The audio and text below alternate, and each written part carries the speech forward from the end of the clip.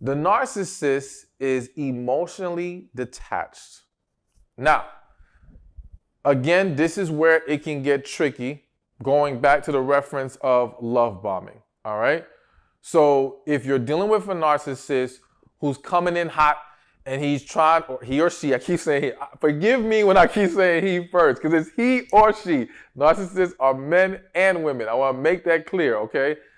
When this individual is coming in hot and they're trying to hit you with all this admiration, love, affection, whatever, this will now be processed to you as, well, there's no emotional detachment here. They're clearly all in. But this is where, again, you have to start paying attention to the other relationships in their life.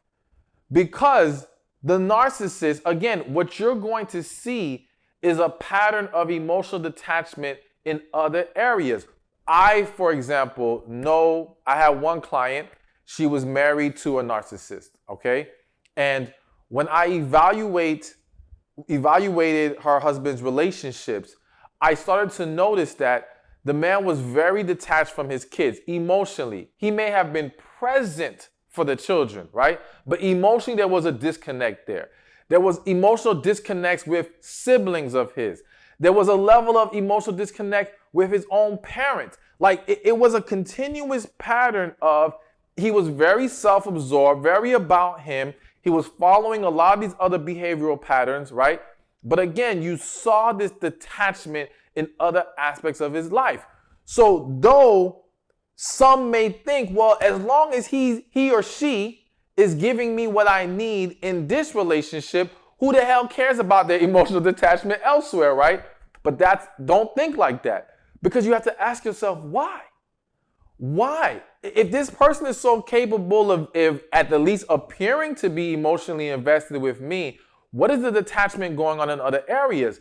And even if we can argue that the detachment is not narcissist related, that it's due to unhealthy relationships with those other individuals, all right? Broken relationships in other areas of their life. I would still then argue it still would be best to address it and understand what's going on, and hopefully that individual at least attempt to resolve it, because then there's a very good chance that those issues creep into your relationship with that individual. And so, for example, it can be a sign of they don't know how to resolve issues. They just withdraw.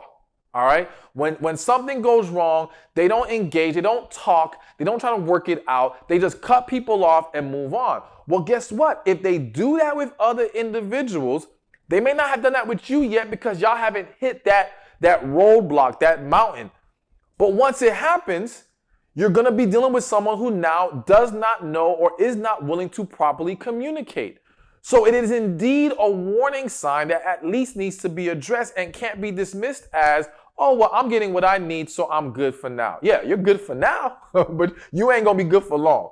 So you got to pay attention to the emotional detachment in that individual's lives, because that can be a sign that you are dealing with a narcissist.